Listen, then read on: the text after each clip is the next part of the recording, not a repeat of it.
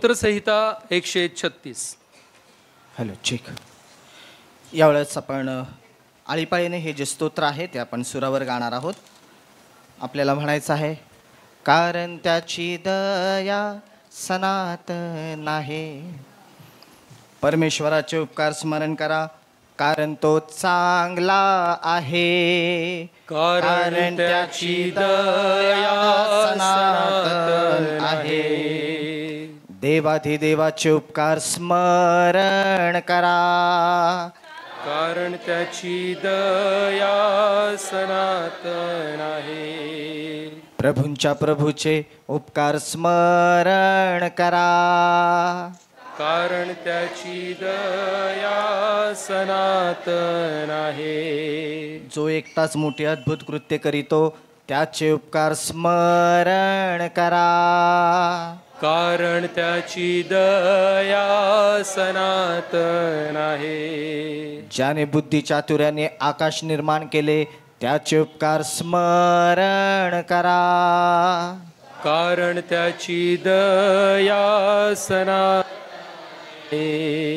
ज्याने पृथ्वी जलावर विस्तारिली त्याचे उपकार स्मरण करा, कारण त्याची दया सनातन आहे. ज्याने मोठमोठ्या ज्योती निर्माण केल्या त्याचे उपकार स्मरण करा, कारण त्याची दया सनातन आहे. ज्याने दिवसावर प्रभुत्व चालवण्यासाठी सूर्य निर्माण केला त्याचे उपकार स्मरण करा, कारण त्याची दया सनातन आहे. ज्याने रात्रीवर प्रभुत्व चालवण्यासाठी चंद्र व तारे निर्माण केले त्याचे उपकार स्मरण करा, कारण त्याची दया सनातन आहे. ज्याने मिशर देशातील प्रथम जन्मलेले मारून टाकिले त्याचे उपकार स्मरण करा,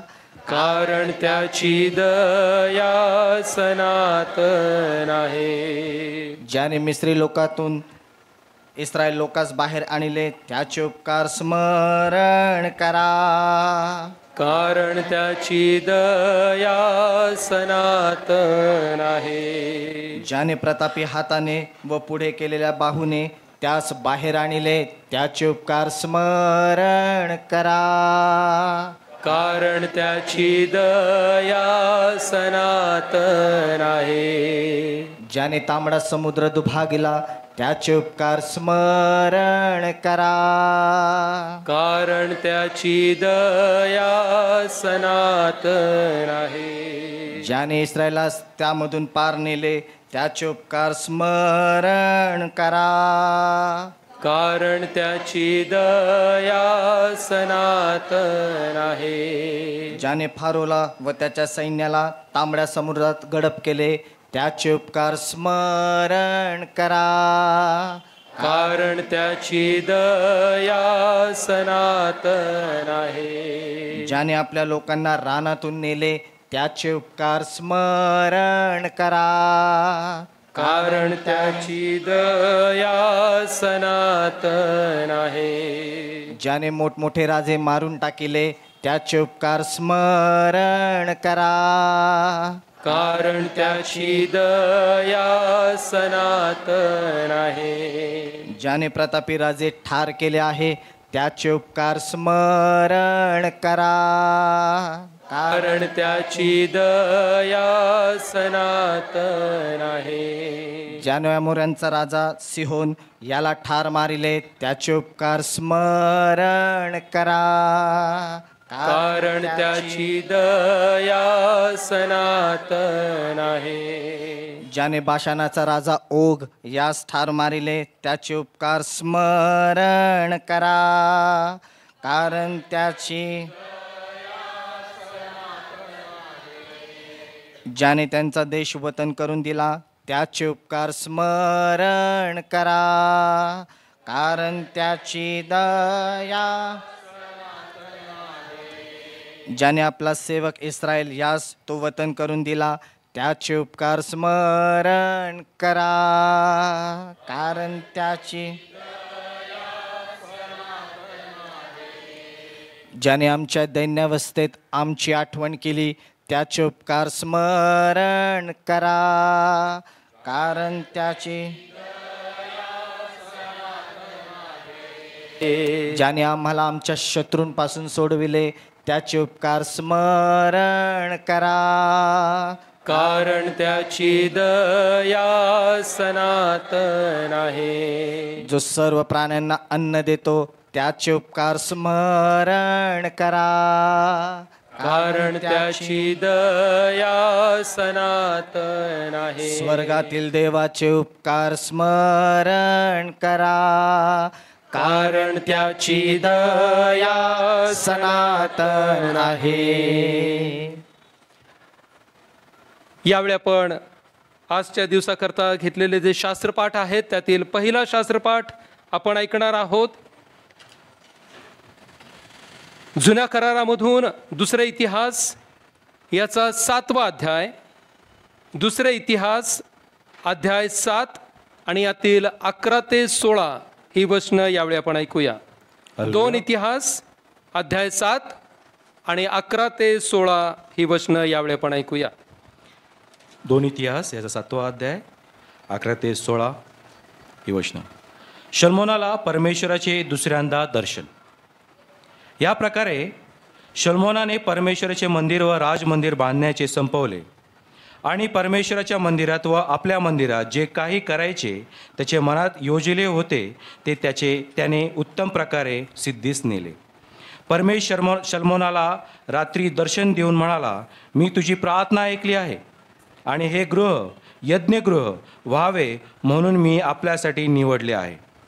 पर्जन्यवृष्टी होऊ नये म्हणून मी जर आकाशकपाटे बंद केली किंवा जमिनीचा उपज फस्त करण्यासाठी टोळधाड पाठवली किंवा आपल्या लोकांमध्ये मरी पाठवली, तर माझे नाम ज्यांना दिले आहे त्या माझ्या लोकांनी दीन होऊन माझी प्रार्थना केली आणि माझ्या दर्शनाविषयी उत्सुक होऊन ते आपल्या दुष्ट मार्गापासून परावृत्त झाले, तर मी स्वर्गाहून त्यांची विनंती ऐकून त्यांच्या पापांची त्यांना क्षमा करीन व त्यांच्या देशातून क्लेश नाहीसे करीन. जी प्रार्थना या स्थानी करण्यात येईल तिच्याकडे माझे डोळे उघडे राहतील व माझे कान लागतील. या मंदिरी माझे नाम सर्व काळ राहावे म्हणून मी हे निवडून पवित्र केले आहे. माझे नेत्र व माझे मन हे येथे सतत लागलेले राहील. हालेलुया. आमीन. पत्र वाचन यावेळी आपण करणार आहोत. दुसरा शास्त्रपाठ पेत्राचे पहिले पत्र याचा 2रा अध्याय 1 ते 10 ही वचनं आपण ऐकूया. पान क्रमांक 324. म्हणून सर्व दुष्टपणा, सर्व कपट, ढोंग, हेवा व सर्व दुर्भाषणे सोडून प्रभू कृपाळू आहे याचा तुम्ही अनुभव घेतला आहे, तर तारणासाठी तुमची आध्यात्मिक वृद्धी व्हावी म्हणून नूतन जन्मलेल्या बारकासारखे निऱ्या दुधाची इच्छा धरा. माणसाने नाकारलेला तरी देवाच्या दृष्टीने निवडलेला व मूल्यवान असा जो जिवंत धोंडा त्याच्याजवळ येत असता तुम्ही स्वतः जिवंत धोंड्यासारखे आध्यात्मिक मंदिर असे रचले जात आहात, यासाठी की येशू ख्रिस्ताच्या द्वारे देवाला आवडणारे आध्यात्मिक यज्ञ अर्पिण्यासाठी तुम्ही पवित्र याजकगण व्हावे.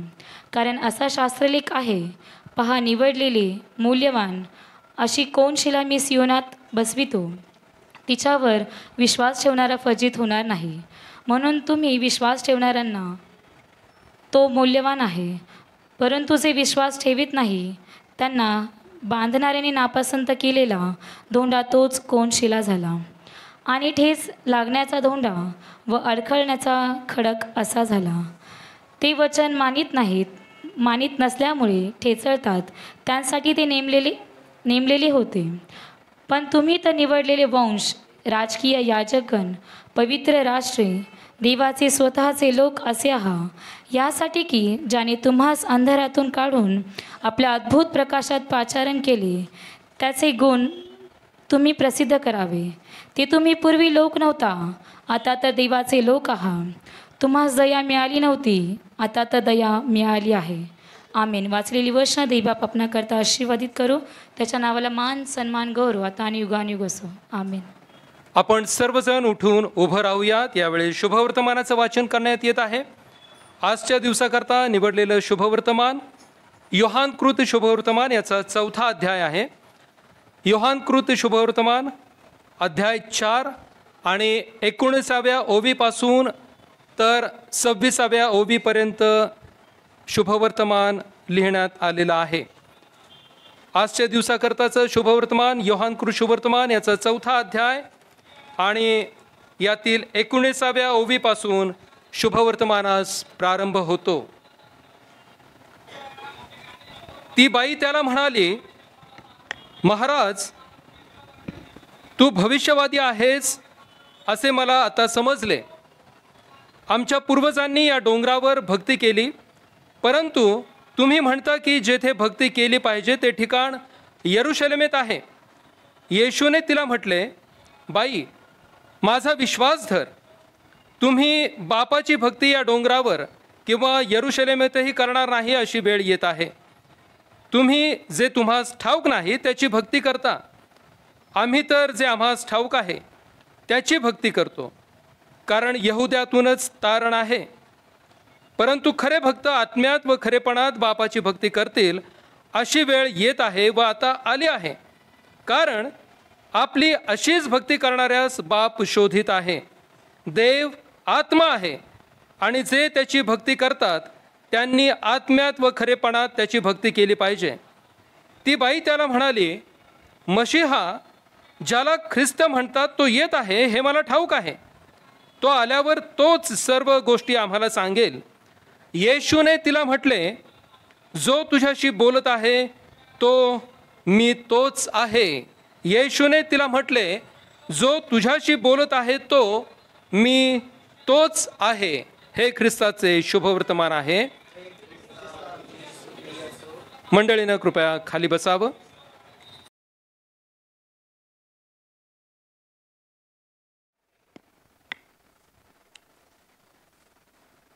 परमेश्वराच्या नावाला आपण धन्यवाद देऊया, कारण की आजचा हा पवित्र वार परमेश्वराने आपल्या जीवनामध्ये दिलेला आहे. आणि आज आपण सर्वजण आनंद साजरा करण्यासाठी एकत्र जमलेलो आहोत.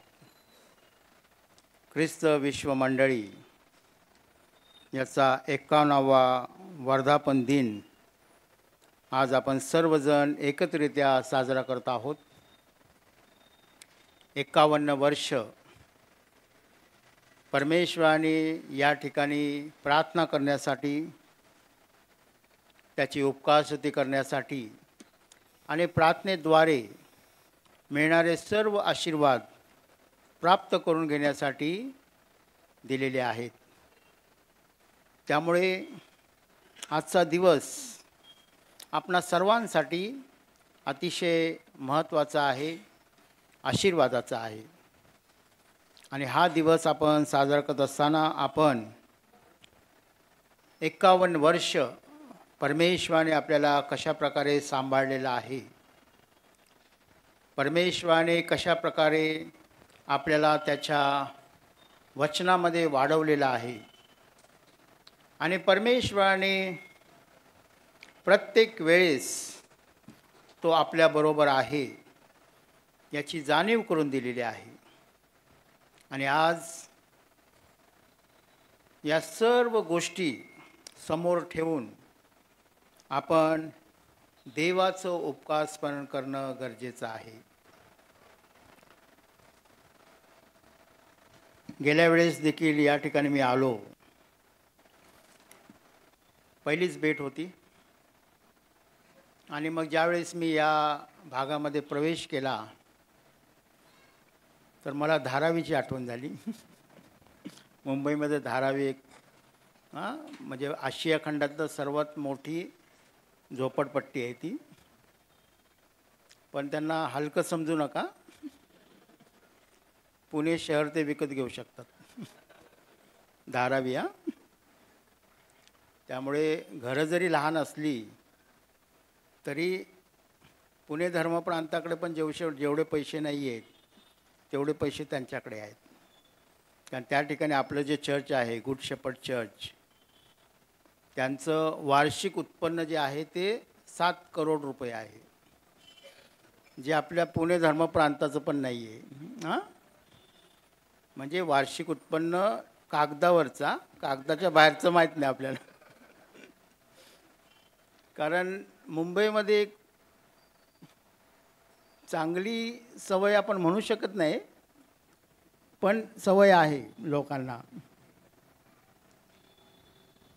म्हणजे जेवढं दानपात्र जमा होतं तेवढं ते कागदावर दाखवत नाहीत. त्यामुळे 7 करोडपेक्षा कितीतरी करोड त्यांच्या हातात असतील. याचा आपल्याला म्हणजे मला माहिती आहे किती असतात ते, कारण आपलेच मित्रमंडळी आहेत.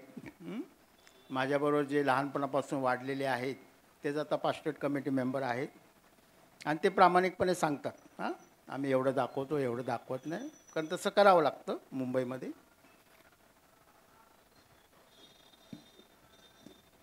पण सांगण्याचा मुद्दा हा आहे प्रियजन हो, की ज्यावेळेस मी पहिल्यांदा या ठिकाणी व्हिजिट दिली त्यावेळेस सर्व मंडळी आमचं स्वागत करतात, पण आपल्या मंडळीने केलेलं स्वागत हे जरा वेगळं होतं.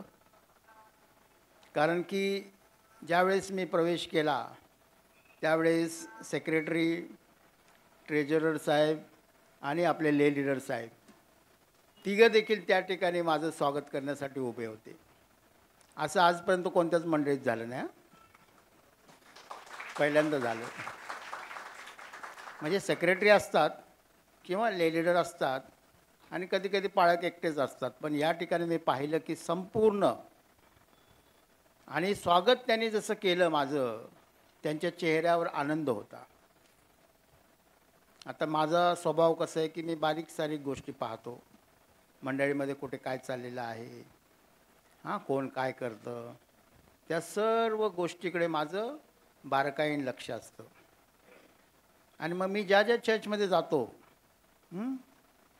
त्यावेळेस माझं चर्चमधील प्रत्येक गोष्टीकडे लक्ष असतं. आहे ना, तुम्ही बोर्ड जरी लावला तर त्या बोर्डवर काय लिहिलेलं आहे ते मी वाचतो. आणि ह्या सर्व गोष्टी मी पाहत असताना मंडळीची आध्यात्मिकता किंवा मंडळी प्रभूमध्ये किती आहे, जरी 420 लिहिलं असेल तर आपण 420 नाही आहे. कारण आता माझं लक्ष गेलं तिकडे. आपण 420 नाही आहे.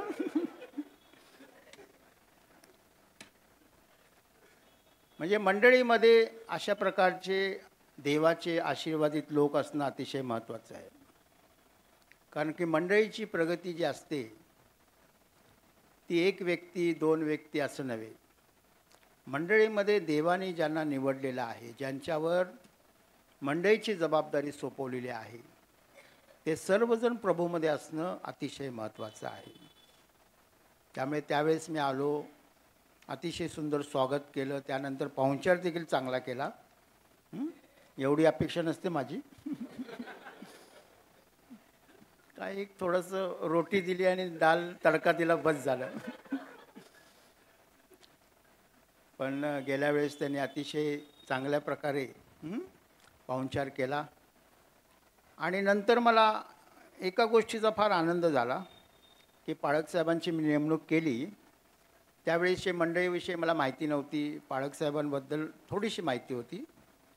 पण नंतर मला सांगितलं की ही मंडळी पण माझीच आहे. पाळकसाहेब सांगत होते, या मंडळीबरोबर माझं एक वेगळं नातं आहे. आणि मग ते ऐकल्यानंतर परमेश्वराने जो निर्णय घेतला माझ्या करवी तो योग्य निर्णय घेतलेला आहे याची खात्री मला झाली. आणि अतिशय हुशार पाळकसाहेब आहेत, चांगले पाळकसाहेब. त्यांची शब्दरचना जी आहे ना, त्यांच्या मुलीचं मी कौतुक करत होतो, स्वरालीचं. कारण माझी पण मुलगी स्वराली आणि माझी मुलगी, तर तिचं मी कौतुक करत होतो. आणि त्यांना मी सांगत होतो की तुमचे गुण जे आहेत बोलण्याचे, शब्द रचना, शब्दफेक, तर ती गुण तिच्यामध्ये आहेत.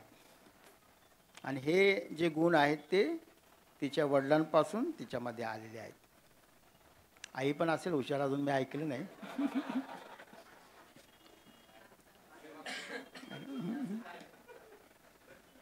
कारण पाळकीनबाई एकदम, पाळकसाहेबांचा उपदेश चर्चमध्ये असतो. आणि पाळकीनबाईंचा उपदेश असं आहे. बरं असो, आजचा हा आनंदाचा दिवस आपण साजरा करत आहोत आणि प्रथम मी पाळक साहेबांचं अभिनंदन करतो, कारण की सुंदर मंडळी, ते म्हणाले लहान मंडळी आहे, पण लहान मंडळी नाही आहे, मोठी मंडळी आहे. हां, मुंबईमध्ये मी आता 25 वर्ष आता होतील डिसेंबरमध्ये, तिकडे 30 ते 40 लोक चर्चला येतात. या ठिकाणी तर भरपूर आहेत, त्यामुळे मोठी मंडळी आहे. पण ते 30-40 आणि आपले 300-400मध्ये थोडा फरक असू शकतो, कारण की ते इकडचे लोक जरा भरपूर देणारे आहेत ना. पण ते देणारं हे वेगळी गोष्ट आहे, पण महत्त्वाची गोष्ट ही आहे की आपण सर्वांनी प्रार्थनेसाठी, उपासनेसाठी, देवाचं गौरव करण्यासाठी एकत्र येणं आणि पूर्ण आत्म्याने आणि खरेपणाने देवाची उपासना करणं, यामध्ये परमेश्वराचा आशीर्वाद आपल्याला आहे. त्यामुळे आज भरपूर लोक आहेत. पहिल्यांदा मी आलो त्यावेळेस मला वाटलं की एवढेच लोक आहेत, पण नंतर कळलं की खाली पण आहेत बसलेले. हां, प्रभुभोजन देताना कळलं की अरे एवढे लोक कुठून आले. हां, ते खाली पण आहेत आणि चांगली मंडळी आहे. ख्रिस्त विश्व मंडळी, आपल्या धर्मप्रांतामध्ये अनेक मंडळी आहेत, त्यामध्ये ज्या चांगल्या मंडळी आहेत त्यामध्ये आपल्या ख्रिस्त विश्व मंडळीचं नाव आहे. त्यामुळे आजच्या दिवसाच्या आपणा सर्वांना शुभेच्छा आणि मी सर्वांचं अभिनंदन करतो. आणि विशेषतः मी प्रेज अँड वर्शिप अतिशय सुंदर, म्हणजे मी खरोखर माझं मन एकदम तृप्त झालं ज्यावेळेस आपले ले लीडर साहेब, सनातन वाडकर, देवाने त्यांना एक विशेष दान दिलेलं आहे.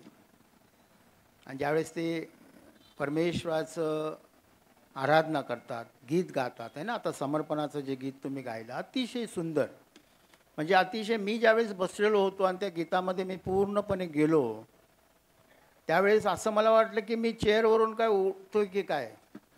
म्हणजे ते परमेश्वराचा जो स्पर्श असतो तो मी जाणवला आणि अतिशय सुंदर प्रेज अँड वर्शिप त्यांनी केली, म्हणून त्यांचं मी अभिनंदन करतो. दुसरं गीत अतिशय छान गायलं तुम्ही, आहे ना. त्यानंतर संडे स्कूलनी अवघड गीत गायलं, पण चांगल्या प्रकारे त्यांनी सादर केलं. मार्क त्रिभुवन जो आहे तो आपलाच मेंबर होता पूर्वी, आता त्यांनी स्वतःची मिनिस्ट्री, आता ऑस्ट्रेलियाला आहे. पण मार्क एकदम लहानपणापासून, कधी आपल्याला वेळ मिळाला तर आपण त्याला बोलू. आणि चांगलं गीत, तो म्हणजे प्रेझेंटेशन वगैरे त्याचं चांगलं आहे आणि त्याचं गीत त्यांनी सादर केलं या ठिकाणी. पण दोघांचं पण मी अभिनंदन करतो, तरुणांचं आणि संडे स्कूल त्यांचं मी मनापासून अभिनंदन करतो. कारण स्तुती आराधना अतिशय महत्त्वाची आहे. आपण जे प्रेज अँड वर्शिप आहे ना, या एका ठिकाणी मी सेवा करत होतो, ते देखील असंच चर्च होतं, मराठी मिशनचं चर्च होतं. आता अँग्लिकन ट्रेडिशन चर्चेसमध्ये काय असतं, भक्ती गळ्यावर असते, संघ वर्शिप असते, तिथे काय प्रेज अँड वर्शिपची एवढी गरज भासत नाही.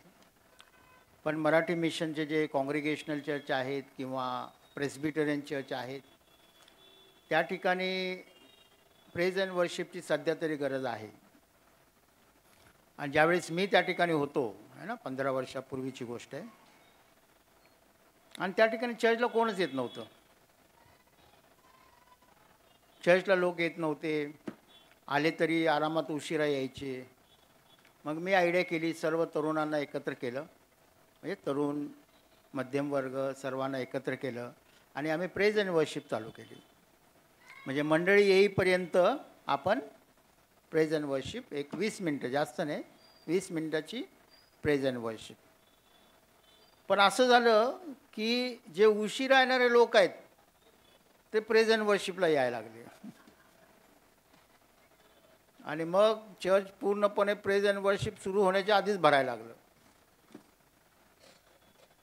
म्हणजे स्तुती आराधना ज्यावेळेस आपण परमेश्वराची करतो त्याच्यामध्ये कितीतरी सामर्थ्य आहे, आपण पाहतो की परमेश्वराचे लोक ज्यावेळेस यरीहोला गेले, यरीहोची किती मोठी भिंत होती, पण केवळ त्यांनी स्तुती आराधना केलेली आहे. त्यांनी 6 प्रदक्षिणा घातलेल्या आहेत, त्यांनी स्पर्श केलेला नाही आहे. पण 7व्या दिवशी काय झालं, ती भिंत ओसरून पडलेली आहे. म्हणजे देवाच्या स्तुतीमध्ये एक सामर्थ्य आहे आणि आपण सर्वांनी आपल्या जीवनाद्वारे परमेश्वराची स्तुती आणि आराधना करणं गरजेचं आहे. त्यामुळे ज्या वेळेस आपण एकत्र येतो त्यावेळेस आपण देवाची स्तुती करणं, त्याचं उपकार स्मरण करणं गरजेचं आहे. आता सकाळपासून मी पाहतोय की एक शब्द वारंवार आपल्या कानावर पडत आहे, तो म्हणजे परमेश्वराचं उपकार स्मरण करा, परमेश्वराच्या नावाला धन्यवाद द्या. आणि आज सकाळीच मी उठलो आणि मी म्हणालो की आज मंडळीला काय द्यावं, मंडळीसाठी कोणतं वचन द्यावं, यावर मी विचार करत होतो. तसा संदेश माझे असतात तयार, पण मी म्हणालो की एक चांगला संदेश आपल्याकडून येणं गरजेचं आहे. जो शब्द मी निवडला तोच शब्द वारंवार या ठिकाणी मला पाहायला मिळाला, आणि ते म्हणजे परमेश्वराचं उपकार स्मरण. इंग्रजीमध्ये आहे त्याला थँकफुलनेस आणि मराठीमध्ये कृतज्ञता. देवाचं आभार, धन्यवाद. आणि मग पवित्र शास्त्रामधून मी काही वचनं निवडली आणि त्यातून मी म्हणजे देवाचे आभार आपण का मानावे, देवाचं उपकार स्मरण आपण का करावं, आणि देवाचा धन्यवाद आपण कशा प्रकारे करावा. आणि मग मी 5 प्रकार त्यामध्ये निवडलेले आहेत. देवाचा धन्यवाद आपण का करावा, देवाचा धन्यवाद आपण कसा करावा, कशा प्रकारे करावा. आणि देवाच्या धन्यवादाला काहीतरी कारण पाहिजे. उपकार स्मरण जे आपण देवाचं करतो, देवाची स्तुती करतो, देवाची आराधना करतो, आणि ते आपण का करतो हे देखील आपल्याला माहीत असणं गरजेचं आहे. आपणा सर्वांना माहिती आहे की देवाने आपल्याला घडवलेलं आहे, आपण त्याची निर्मिती आहोत. पण त्याही पुढे परमेश्वराचं उपकार स्मरण आपण का करावं याकडे देखील आपण विशेष लक्ष देणं गरजेचं आहे. त्यामुळे कृतज्ञ आपण का असावं देवाच्या बाबतीत, देवाचं धन्यवाद करायचं. आणि ते 5 प्रकार किंवा 5 गोष्टी मी त्यामध्ये निवडलेल्या आहेत. पहिली गोष्ट आपण पाहतो की आपण देवाचे आभार का मानावे. पहिली गोष्ट जी आहे ती म्हणजे स्तोत्रसंहिता 3रा अध्याय आणि 4थं वचन. त्यामध्ये काय म्हटलेलं आहे, जर बायबल कोणाकडे असेल, स्तोत्रसंहिता 3रा अध्याय आणि 4थ्या वचनामध्ये काय म्हटलेलं आहे.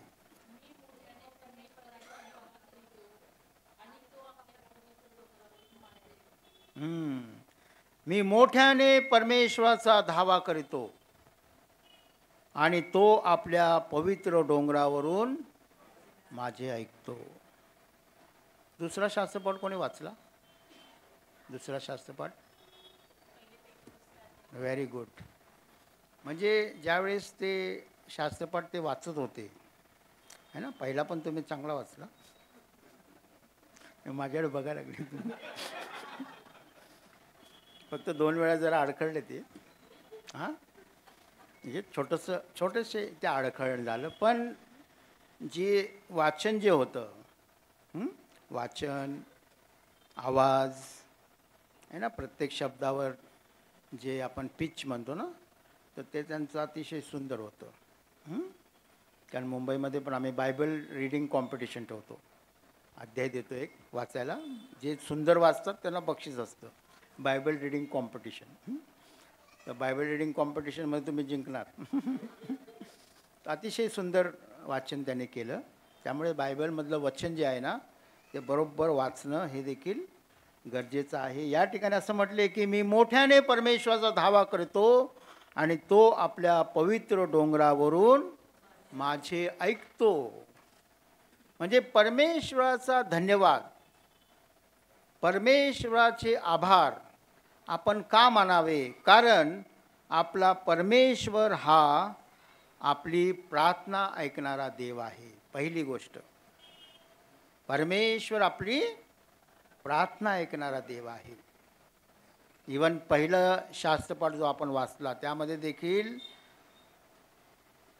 परमेश्वर काय म्हणत आहे शल्मोनाला, की जर ज्यांना मी माझं नाव दिलेलं आहे त्या लोकांनी दीन होऊन माझी प्रार्थना केली तर त्यांची प्रार्थना मी ऐकेन. म्हणजे आपला परमेश्वर, ज्या परमेश्वरावर आपण विश्वास ठेवतो तो परमेश्वर कसा आहे? आपली प्रार्थना ऐकणारा देव आहे. भक्तजन ज्यावेळेस येतात भक्तीसाठी, कोणत्याही धर्मविश्वासाचे असो, ज्यावेळेस आपण परमेश्वराकडे जातो आपली अपेक्षा काय असते? की आपली प्रार्थना परमेश्वराने ऐकावी. कोणत्याही भक्ताला असं वाटत नाही की मी प्रार्थना करून निघून जावं, तसं नाही. परमेश्वराने माझी प्रार्थना ऐकावी. एक तरुण मुलगी चर्चमध्ये यायची आणि मग ती समोर उभे राहायची देवाच्या समोर आणि ABCDEFGHIZ म्हणून परत जायची, निघून जायची. मग दरवेळेस ती तशीच यायची. मग त्या ठिकाणी पाळकसाहेब उभे होते आणि तिने तिला एक दिवस बोलवलं. तिला विचारलं की तू देवाजवळ येते, वेदीसमोर उभी राहते आणि अल्फाबेट्स बोलून निघून जाते ABCDEFG, नाही का? मग ती म्हणते नाही, माझे काय प्रश्न आहेत किंवा माझी काय प्रार्थना आहे ती काय मला येत नाही, पण ABCDमध्येच असणार ती सगळी. याच्या तर व्यतिरिक्त नसणार. तर देव समजून घेईल, है ना? जसं तरुणांनी आता एक सुंदर गीत गायलं, सुरुवात छान केली गीताद्वारे, हर सवाल का जवाब तो, है ना?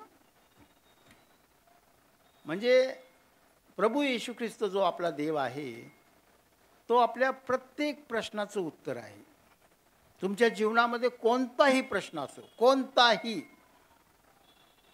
प्रत्येक प्रश्नाचं उत्तर प्रभू येशू ख्रिस्ताजवळ आहे. आपण पाहतो की शुभवर्तमानामध्ये किती लोक त्याच्याकडे आलेले आहेत आणि प्रत्येकाच्या प्रश्नाचं उत्तर त्याने दिलेलं आहे. त्यामुळे हर सवाल का जवाब येशू ख्रिस्त आहे.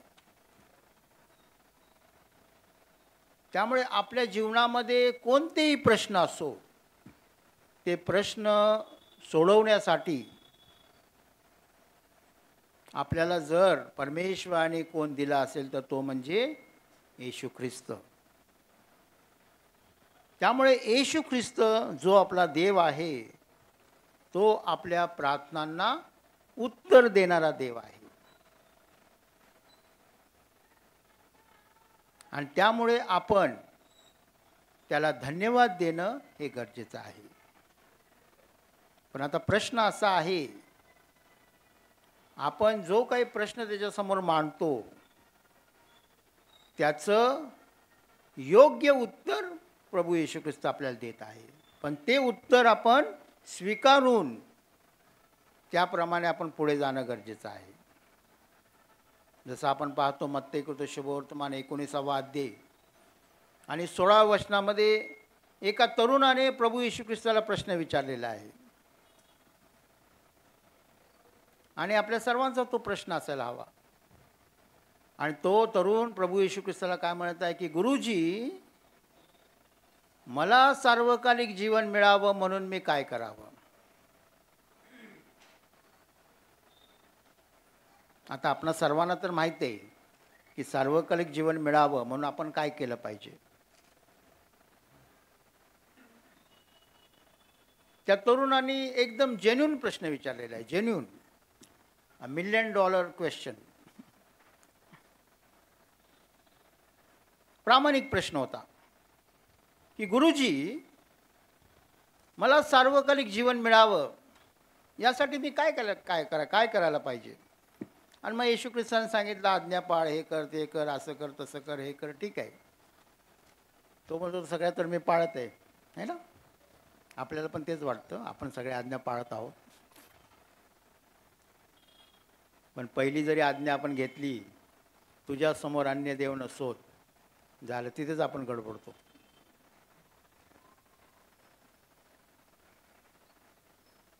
कारण एकाच देवाची उपासना करणारे फार कमी लोक आहेत. आणि त्यात आपण नाही आहे. आपण नाही आहे. एका देवाची उपासना करणारे आपण नाही आहे. तुम्हाला पण प्रश्न पडेल, असं का म्हणतात. आपण तर एकाच देवाची उपासना करतोय. पण मी एक एक देवाची नावं घेतली तर तुम्ही म्हणाल, अरे बापरे, येशू ख्रिस्त कुठे यायचे.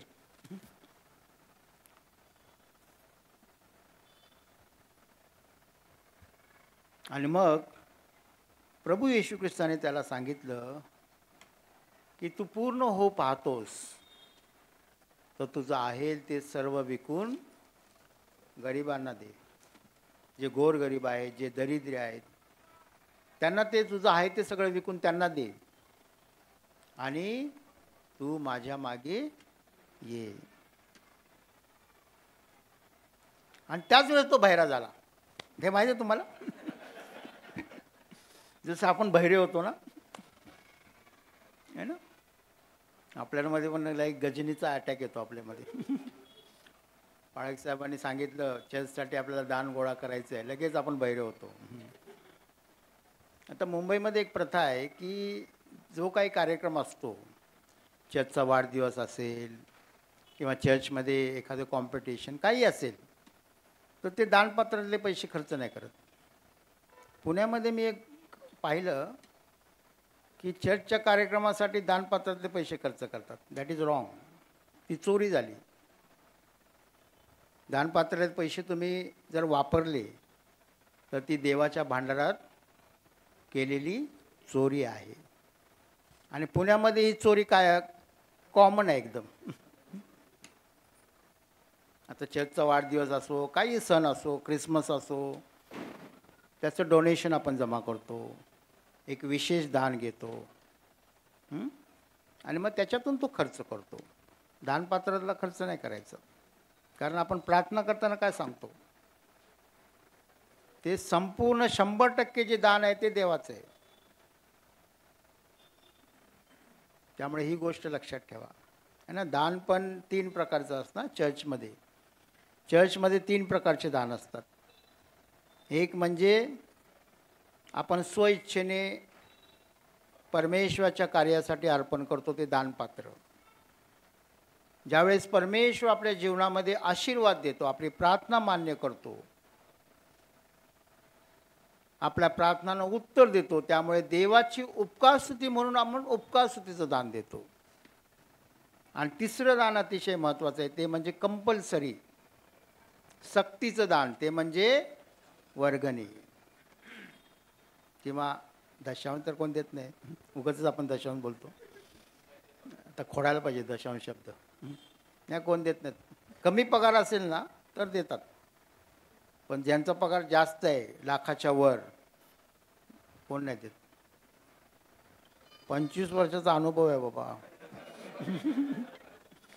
कोण देत नाहीत. कोणी मला दाखवा, त्यांचा पगाराची स्लिप घेऊन या माझ्याकडे आणि पावती दाखवा किती वर्गणी भरले, मग मी मान्य करणार. तसं कोण नाही आहे. उगाच कशाला खोटं बोलायचं चर्चमध्ये. जे खरं ते खरं. पण सांगण्याचा उद्देश हा आहे प्रियजनो, की त्या तरुण मुलाने विचारलेला प्रश्न बरोबर आहे आणि प्रभू येशू ख्रिस्तानी पण त्याला बरोबर उत्तर दिलेलं आहे, योग्य.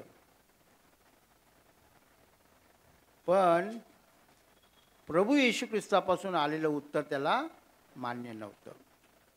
अनेक वेळेस आपलं पण तसंच होतं. आपण देवासमोर आपले प्रश्न घेऊन जातो, पण देव जे आपल्याला उत्तर देतो अनेक वेळेस ते उत्तर आपण स्वीकारत नाही.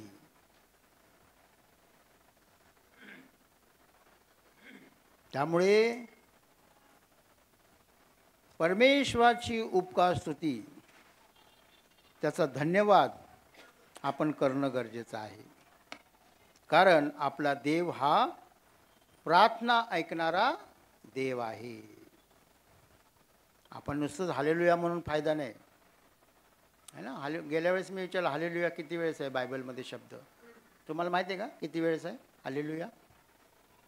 किती वेळेस आहे बायबलमध्ये? आपण बोलतो हालेलुया हालेलुया है ना. हालेलुयाचा अर्थ काय? हालेलू म्हणजे प्रेज है ना. या म्हणजे यावे है ना, परमेश्वर है ना. हालेलू या म्हणजे परमेश्वराची स्तुती करा. पण हा शब्द किती वेळेस आहे बायबलमध्ये हालेलुया? माहिती आहे तुम्हाला?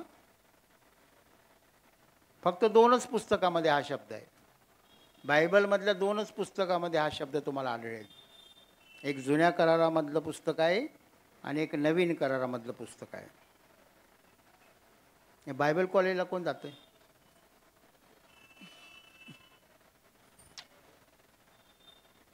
बायबल कॉलेजमध्ये नाही शिकवणार.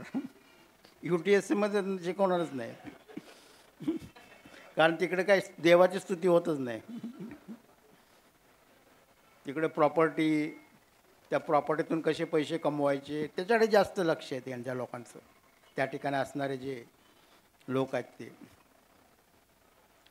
हालेलुया शब्द बायबलमध्ये एकूण 28 वेळेस आहे. 24 वेळेस तुम्हाला हा शब्द स्तोत्र संहितामध्ये सापडेल आणि 4 वेळेस प्रकटीकरण. बघा, अरे बायबल कॉलेज नाही जात ना? जाते.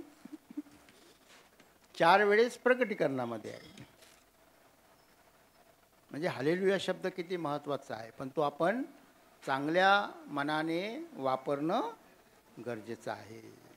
आता स्तुतीला देखील, स्तुती जे आपण म्हणतो प्रेजला पण बायबलमध्ये 7 शब्द आहेत. एक शब्द नाही आहे. मराठी बायबलमध्ये एकच शब्द आहे. इंग्रजी बायबलमध्ये एकच शब्द आहे. पण तुम्ही इब्री भाषेत गेले, हिब्रू लँग्वेजमध्ये, तर तिथे 6 शब्द आहेत.